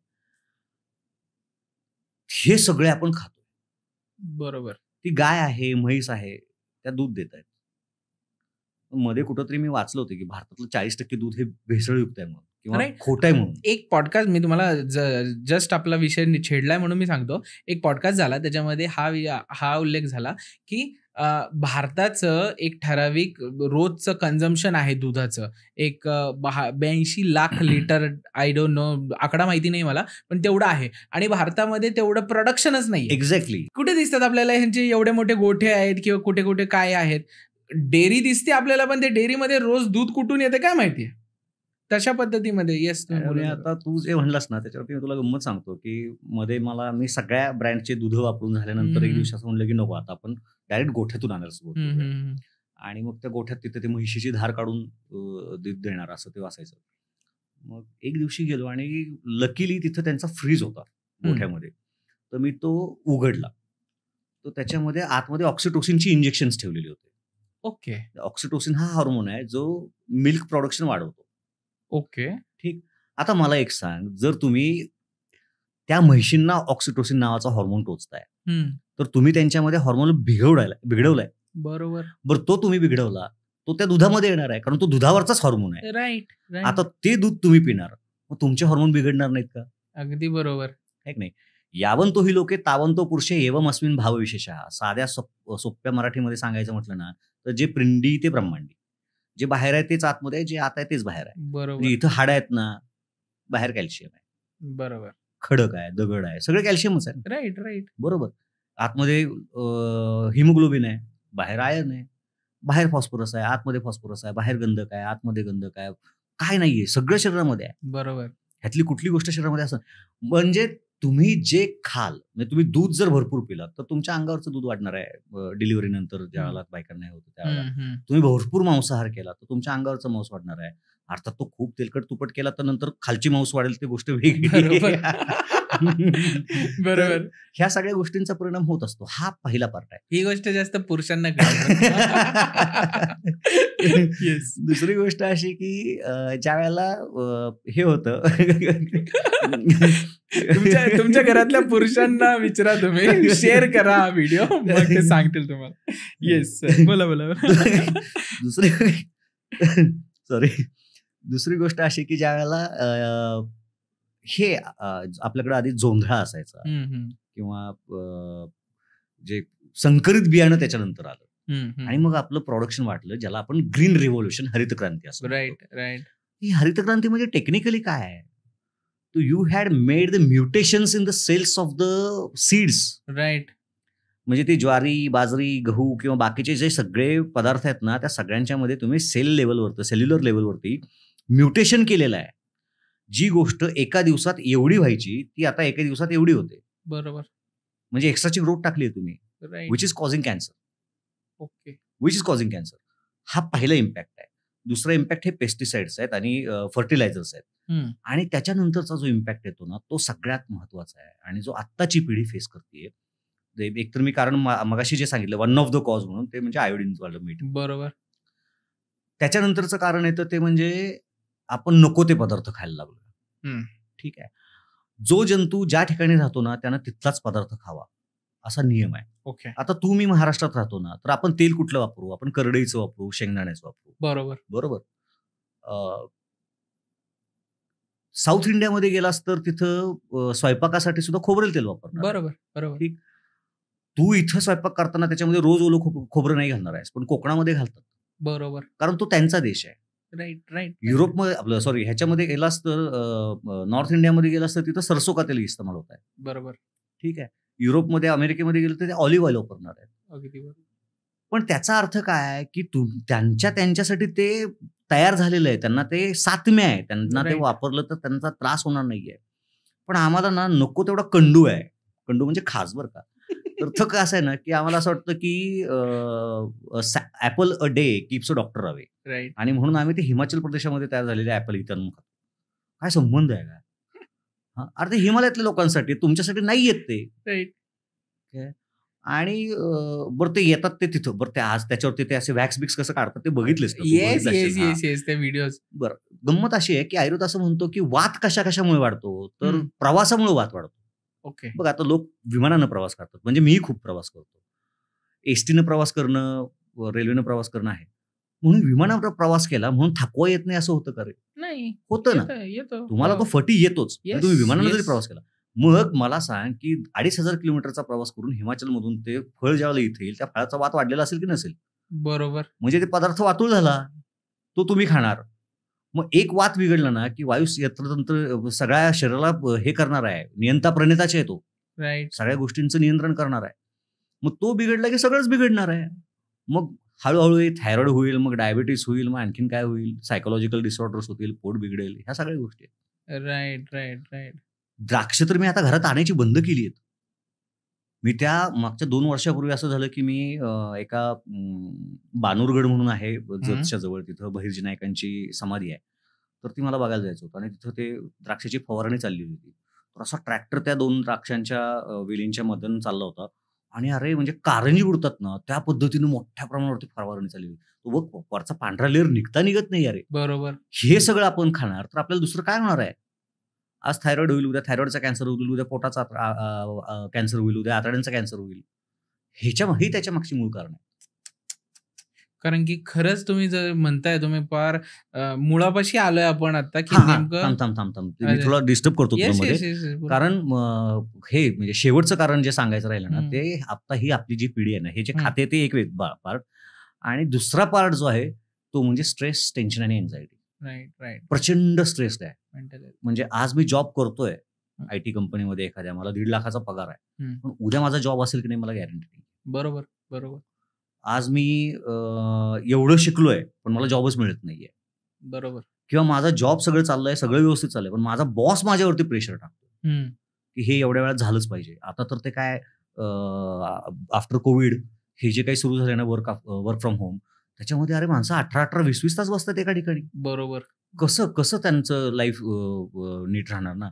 मी खरं सांगतो, माझ्या कधी पेशंट्सना मी असं म्हणतो, किती कमवतोस किंवा किती कमवतेस, म्हणते काहीतरी सांगते 1.25 लाख रुपये. म्हटलं समज 1.25 लाखाच्या वेळी तुला 80,000ची नोकरी मिळेल तर चालेल का? मग ती असं तोंड पाडते, कसं म्हणजे 40,000 कमवून. हे बघ म्हटलं, ते 40,000 माझ्यासारख्या डॉक्टरच्या डोक्यावरती थापण्यापेक्षा आणि त्यातून पण स्वतःच्या शरीराची वाट लावून घेण्यापेक्षा better you go for the healthy job. बरोबर. म्हणजे तुम्ही नाईट शिफ्ट करणार, आज रात्री 12 ते काहीतरी वेळेपर्यंत जागणार, उद्या सकाळच्या वेळेला करणार, नाही ना. घड्याळ जे आहे शरीराचं ते सेट व्हायला पाहिजे, ते होऊनच देत नाहीये तुम्ही. बरं त्या घड्याळावरतीच तुमचे हॉर्मोन्स ठरणार आहेत आणि हॉर्मोन्सवरतीच तुमचं घड्याळ ठरणार आहे. म्हणजे इथून निघणारे सेरोटोनिन आणि डोपामाइन नावाचे जे हॉर्मोन्स आहेत ते हॅपीनेस इंडेक्स त्याच्यावरती ठरतो. ठीक. आता जर मी सकाळी उठल्यानंतर असा असेल तर मला कुठून हॅपीनेस येणार आहे? कसं शक्य आहे हे? राईट. तर ही गोष्ट पण एक खूप जास्त महत्वाची आहे. फक्त सांगायचं राहिलं होतं म्हणून. अगदी बरोबर. कारण की जसं तुम्ही म्हणताय, कारण की मगाशी तुम्ही खरंच आपल्या असं म्हणत आपल्या कल्चरच्याच एकदम रूटला आलेला आहात की किती आपण पेस्टिसाइड्स म्हणा किंवा कुठल्या पद्धतीच्या फ्रूट किंवा कुठल्याही गोष्टीला, नॅचरल गोष्टीला पण आपण नॅचरल ठेवलेलं नाहीये. आणि त्यासोबत मेंटल हेल्थ जर म्हटली तर तिचा पूर्ण बट्ट्याबोळ करून ठेवलेला आहे आपण. तर ती एक एक्झाम्पल खरंच भारी होतं तुमचं, जे तुम्ही म्हटलात आता, की 40,000 रुपये एका डॉक्टरवरती घालवून स्वतःच्या शरीराची वाट लावून घालवण्यापेक्षा ती 40,000 तुम्ही सोडून द्या ना. कमी स्ट्रेसचे कुठला तरी जॉब. असं सांगणार मी बहुतेक पहिला डॉक्टर. खरंच पहिले डॉक्टर आहात तुम्ही.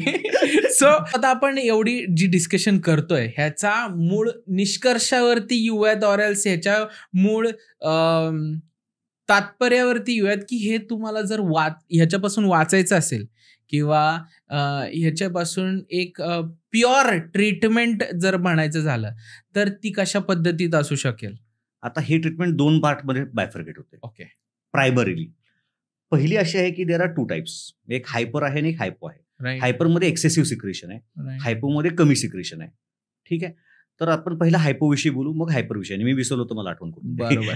हायपोमध्ये असं होतं की सिक्रेशन कमी आहे आणि मग सगळं स्लो झालेलं आहे, मी मागाशी सांगितलं. So what you have to do, you have to stimulate that gland आणि तिचं सिक्रेशन वाढवायचं आहे. आता ह्याच्यामध्ये अजून एक गंमत आहे, जिथं बरोबर मॉडर्न सायन्स मागं पडतं आयुर्वेदापासून. तर ती गंमत अशी आहे की ही ग्लँड तयार करत असताना 2 हॉर्मोन तयार करते, T4 आणि T3. पण मेजरली तयार करते T4.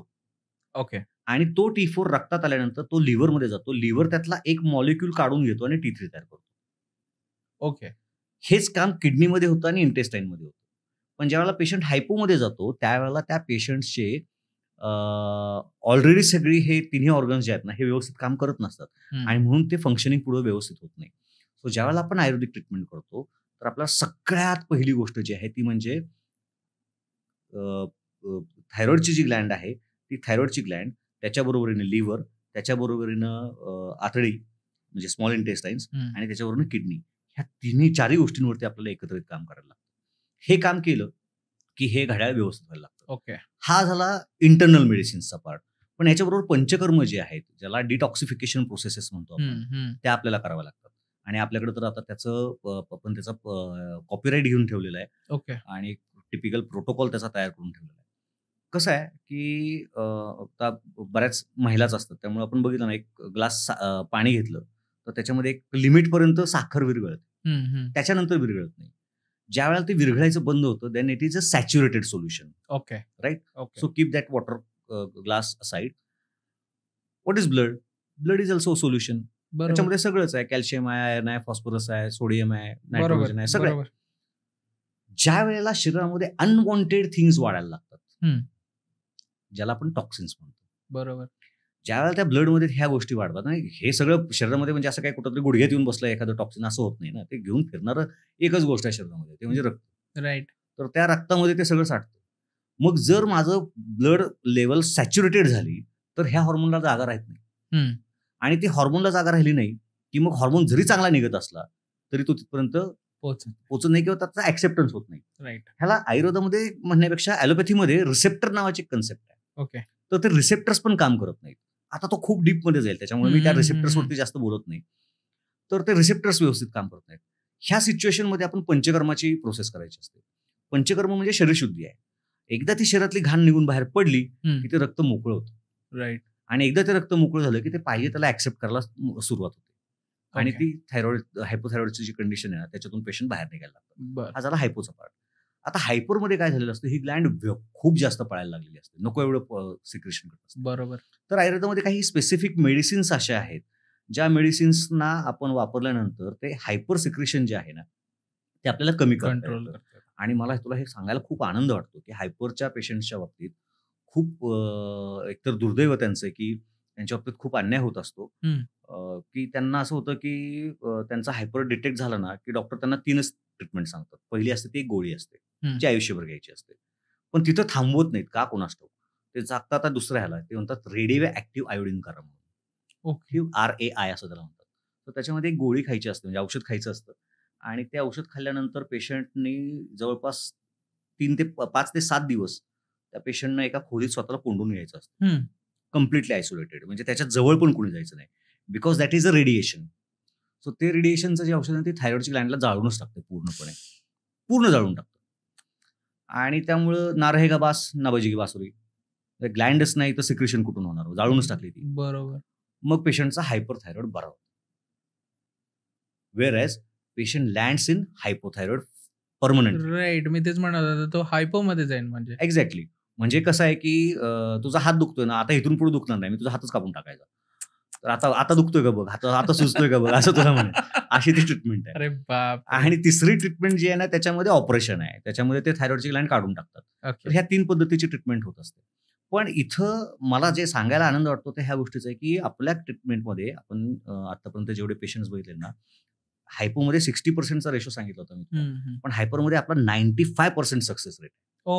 95% पेशंट्स हे कम्प्लिटली क्युअर होतात. म्हणजे नाव पण सांगतो मला, गलिना याकुशिना नावाची माझी पेशंट 2014ला बरी झालेली आहे. एक आपल्याकडे म्हण आहे बघ की गरज सर्वांनी वैद्य मरो. तिथं कुठं सुतार मरो, गवंडी मरो, कुंभार मरो असं का नाहीये. का तर ह्यांची ज्या काही सर्व्हिसेस आहेत ना, त्या खूप जास्त इमर्जन्सीच्या आहेत, खूप जास्त इसेन्शियल आहेत असं नाहीये. म्हणजे घरात मडकं नसलं 1 वर्ष तर चालू शकतं, पण वेळेला डॉक्टर नसेल तर नाही चालत. बरोबर. पण तरी सुद्धा वेळ संपली की डॉक्टर गेला उडत, असं ते आपल्याकडचं कल्चर आहे. त्याच्यानंतर कोणी तुमच्या कॉन्टॅक्टमध्ये राहत नसतं. त्यामुळं सगळ्या पेशंट्स बरोबर काही फॉलोअप राहत नाही. आम्ही प्रयत्न करत असतो, पण तरी सुद्धा ते एकदा पेशंट बरा होऊन गेला की परत नाही. दुखायला लागल्यानंतर लगेच डॉक्टरची आठवण ते बरं का. पण दुखायचं बरं झालं नाही की मग नंतर डॉक्टरकडे कोणी तोंड दाखवायला जाते की डॉक्टर बरं झालं बरं का तुमच्यामुळे, असं किंवा कोणीतरी आलंय आणि पोशाख केलाय की डॉक्टर तुम्ही आम्हाला बरं केलं, आम्ही तुम्हाला टॉवेल टोपी करतो वगैरे, असं काही कधी होत नाही. तर गलिना याकुशिना ती माझी जुनी पेशंट आहे. 2014ला आपल्याकडे आली होती आणि आपल्याकडे 51 वगैरे दिवस काहीतरी 50-60 दिवस काहीतरी राहिली होती आपल्याकडे. रशियाची पेशंट होती. ओके. तर तिला हायपरथायरॉइड होता आणि हायपरथायरॉइडमध्ये एक स्पेसिफिक सिम्पटम दिसतं, बपथॅल्मस किंवा एक्झोपथॅल्मस असं म्हणतात. असे डोळे असे बाहेर येतात त्यांचे. हा, तू इंटरनेटवरती सर्च करून आपण फोटो लावूयात, ते दिसेल जर सांगताल तर. डोळे तुला बघायला मिळतील. तर त्या कंडिशनमध्ये होती ती, हायपरमध्ये होती. असे दात सगळे पिवळे झालेले आणि डिजनरेशन काय लेवलला असतं तर ते हायपोमध्ये जसं वाढत जातं ना, तसं हायपरमध्ये कमी होत जातं बरं का. तो मुद्दा सांगायचा म्हणून मी रिपीट करतोय. तर म्हणजे किती डिजनरेशन असावं. म्हणजे मगाशी मी तुला झऱ्याचं उदाहरण दिलं, तर झरा वाहतोय ठीक आहे, पण तिथं पूर आला तर काय होईल. तर हायपरथायरॉइड म्हणजे पूर आहे. बरोबर. म्हणजे ते दात सुद्धा झिजून जातात. माझ्याकडे 52 वर्षाची पेशंट, हायपरथायरॉइडची, वजन फक्त 28 किलो. ह्या लेवलपर्यंत पेशंट म्हणतो. असे हात हालत असतात, थरथर कापत असतात, जुलाब होत असतात, खात भरपूर असतात, पण काहीच उपयोगी पडत नाही. म्हणजे जसं आपल्याकडे जुन्या काळात ते भस्म्या रोग वगैरे सांगितलं, तशा खातात भरपूर, पण अंगी काहीच लागत नाही. नुसते जुलाब होतात असतात, म्हणजे पोट साफ व्हायला पण प्रॉब्लेम होत असतात, अशा कंप्लेंट्स असतात त्याच्याकडे. तर तिचे ते असे दात सगळे पिवळे पडलेले, ते झिजून बारीक झालेले, ह्या कंडिशनमध्ये ती आपल्याकडे आली होती. आपण त्यावेळेला तिला 50-60 दिवस औषधं, म्हणजे पंचकर्म हे ते सगळं इथं रेसिडेन्शियल करून घेतलं, तिचं राहायची सोय वगैरे केली होती तिला, आणि नंतर ती गेली. ती अजूनही आपल्या कॉन्टॅक्टमध्ये आहे. याचा नंतर साधारणपणे वर्षा दीड वर्षात त्याचा थायरॉइड पूर्ण बरा झाला, हायपरथायरॉइड. आणि 2024 आज चालू आहे, म्हणजे आता डिसेंबर चालू होईल. तिला आजही हायपरथायरॉइड अजिबात नाही. आजही तिच्या टेस्ट ती मला दर 3-6 महिन्यांनी पाठवत असते. तिला थायरॉइडने तिच्या 2 डिलिव्हरीज झाल्यात, मस्त 2 गोंडस गोमटी पोरं आहेत, एकदम रशियन स्टाईलची काय. आणि अजूनही तिला काही नाही, म्हणजे डिलिव्हरीमध्ये सुद्धा तिला रिलॅप्स झालेलं नाहीये. तर ह्या लेवलपर्यंत आपल्याला जाता येऊ शकतं. तर ही गंमत हीच आहे की आपण जसं म्हणतो ना की मूळ कारणाची ट्रीटमेंट केली पाहिजे. तर ते सिक्रेशन होतंय ना, त्या सिक्रेशनला थांबवलं पाहिजे. तुम्ही ते सिक्रेशन होऊ देत, मग ते ब्लडमध्ये आल्यानंतर त्याला आम्ही डिस्ट्रक्ट करतो असं म्हणून औषध दे. आता जे मॉडर्नमध्ये दिलं जातं औषध ते त्या पद्धतीचं आहे. ते औषध देऊन त्याचा काहीच उपयोग होणार नाही. म्हणजे तिकडून पूर येतोय, मग तुम्ही आपल्या इकडून काहीतरी पाणी काढत बसलाय, ह्याला काही अर्थ नाहीये. बरोबर. ट्रीट द रूट कॉज म्हणून मी बऱ्याच वेळा म्हणतो, modern science has the good management system, but they don't have the treatment system. Right. So first of all thank you sir, तुम्ही आपल्या पॉडकास्टवरती आलात आणि एवढी इम्पॉर्टंट नॉलेज लोकांना मिळालंय. Thank you. So thank you first of all, तुम्ही आलात. तुम्हाला आजचा पॉडकास्ट कसा वाटला कमेंटमध्ये नक्की कळवा. व्हिडिओला लाईक, शेअर, सबस्क्राईब करायला विसरू नका. त्याच्याने यूट्यूबला हे कळतं की व्हिडिओ चांगला आहे आणि तो जास्तीत जास्त लोकांपर्यंत पोहोचतो. जेवढं आपण जास्तीत जास्त लोकांपर्यंत पोहोचू तेवढे चांगले चांगले सरांसारखे गेस्ट आपल्याला आपल्या पॉडकास्टवरती घेऊन येता येतील आणि तेवढेच चांगले तुमच्यासमोर नॉलेज आपल्याला प्रेझेंट करता येईल. सो आजचा व्हिडिओ कसा वाटला तुम्ही कमेंट बॉक्समध्ये ते देखील नक्की कळवा. तुमचे काही प्रश्न असतील तर ते कमेंटमध्ये नक्की कळवा. आपण सरांसोबत नक्की प्रयत्न करू की ते प्रत्येक प्रश्नावरती तुम्हाला एक साजेसं आणि तुम्हाला बरोबर उत्तर त्या कमेंटमध्ये मिळेल. तुम्हाला बाकीचे कोणतेही डिटेल्स पाहिजे असतील तर डिस्क्रिप्शनमध्ये आहेत. आणि येस, आपण भेटूयात एक पुढच्या एपिसोडमध्ये आणि तोपर्यंत काळजी घ्या. Take care. Will see you in the next episode. Bye bye. Thank you sir. Thank you.